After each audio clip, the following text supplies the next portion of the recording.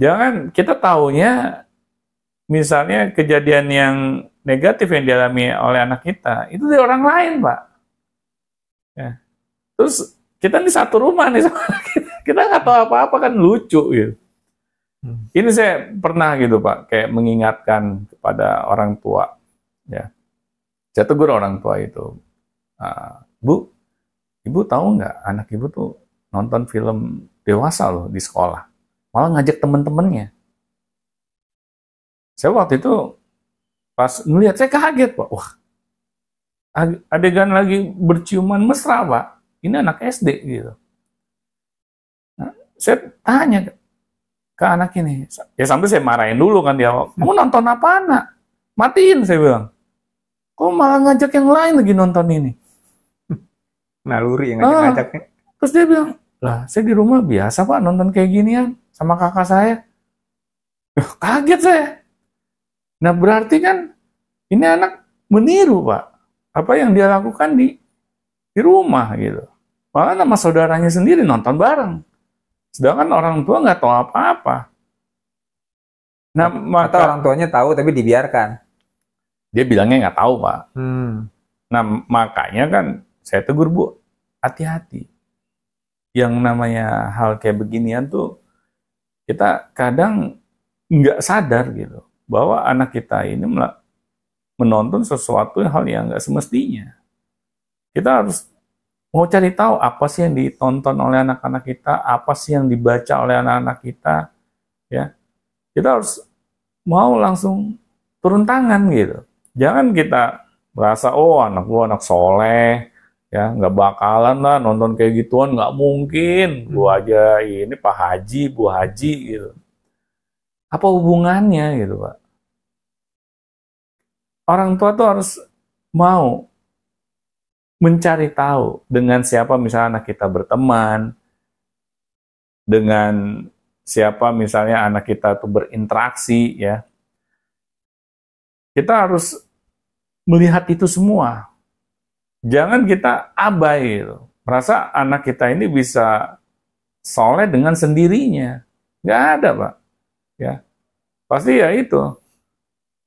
Suatu akibat pasti ada sebabnya. Kita harus mencari tahu sebabnya apa nih. Misalnya anak kita ini berkata-kata dengan kasar. Kita harus cari tahu penyebabnya apa nih. Kan berkata-kata kasar ini akibat ya, yang kita lihat. Tapi apa nih sebabnya? Nah, sebabnya harus kita mau telusuri. Jangan-jangan kita sendiri gitu. Sebagai contohnya. Ya ada teman saya dulu SMA Pak. Wah dia dengan gamblang saya kaget. Dia istilahnya ya mencuri-curi ini video yang isinya pornografi itu, video porno itu dari milik orang tuanya, Pak.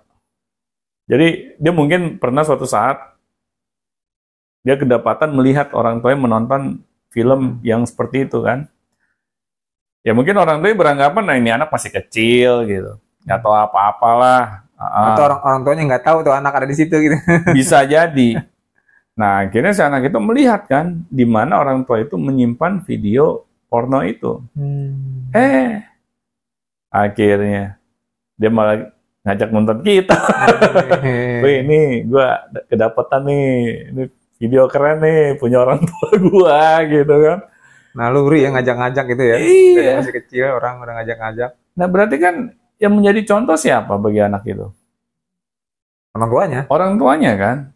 Nah makanya biasanya Pak pengaruh negatif itu seringkali, ya saya tekankan ya, seringkali dari orang-orang terdekat Pak. Nah jadi jangan kita misalnya melihat video yang di awal kita kaget gitu, oh kok anak zaman sekarang istilahnya hobinya pacaran, lo selama ini kemana gitu kan? Ini udah abad berapa? Mau abad 21 gitu. Kita masih aja kayak orang pelengak-pelengok. Ini nggak boleh Pak. Kita harus benar-benar harus bisa beradaptasi gitu dengan zaman di mana anak-anak kita berada.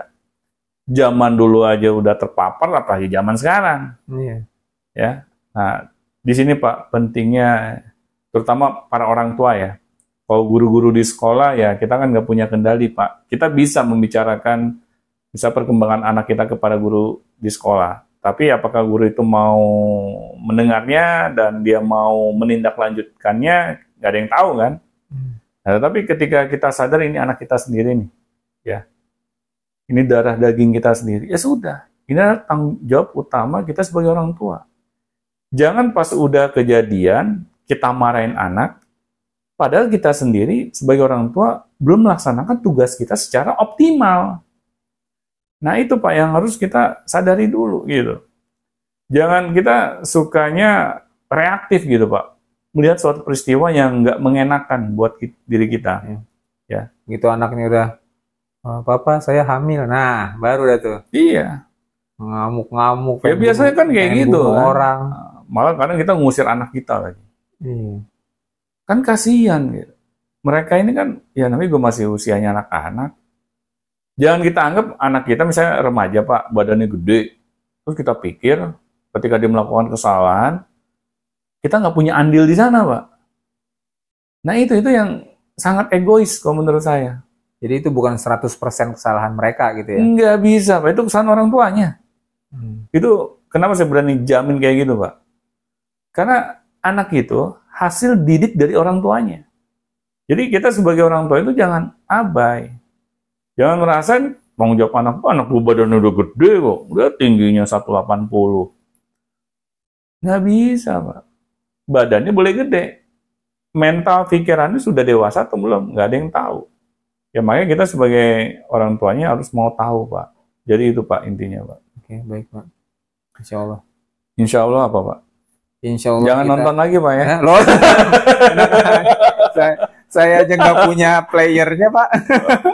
Tapi di rumah teman bayar dulu pernah ya. Pernah dulu di rumah teman tuh Pak. Ya coba lah ngapain bahas gituan.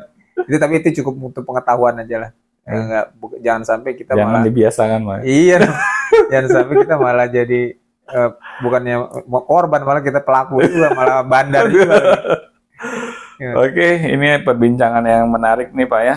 Ya semoga apa yang kita perbincangkan ini Sobat Beyond Education bisa memetik ya pembelajarannya.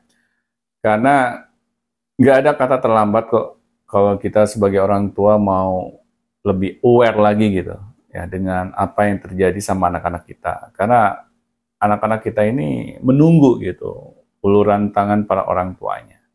Mungkin itu saja yang bisa kita perbincangkan. Semoga ada manfaatnya. Assalamualaikum warahmatullahi wabarakatuh.